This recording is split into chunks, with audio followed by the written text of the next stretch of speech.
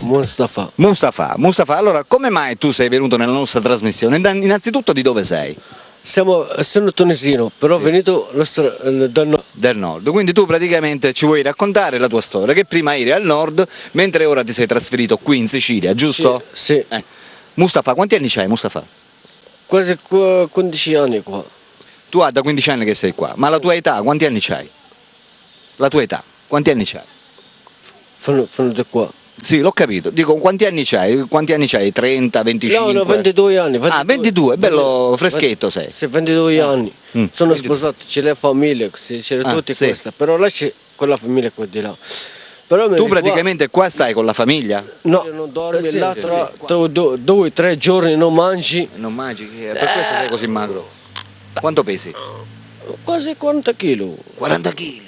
Perché 40 kg non ce l'aiuta. 40 kg. Non ce l'aiuta. Come io quasi 3 settimane non ho lavorato qua. Vabbè. Allora facciamo questo annuncio. Vabbè, tu il telefono ce l'hai? Sì. Perfetto. Allora amici telespettatori che ci state guardando, Mustafa è qui, ha 22 anni, pesa 40 kg.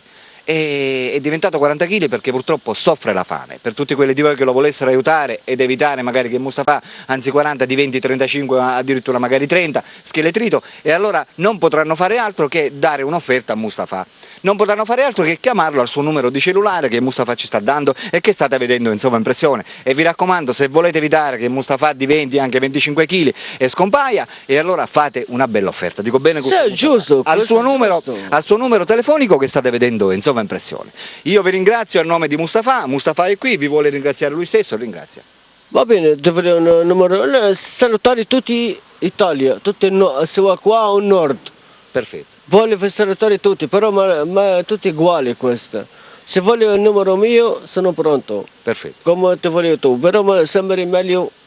Esatto. Fai l'aiuto per tutti questo, non Certo. siamo tu il presidente, lasci solo di tasca tu, Logico. l'altra mandi, non c'entra niente. Va bene Mustafa. Allora cerchiamo di evitare che Mustafa diventi 20 kg e cerchiamo di aiutarlo, perché giustamente 20 kg non è buono, soprattutto per un ragazzo di 22 anni che ha moglie e figli. Siamo come io adesso.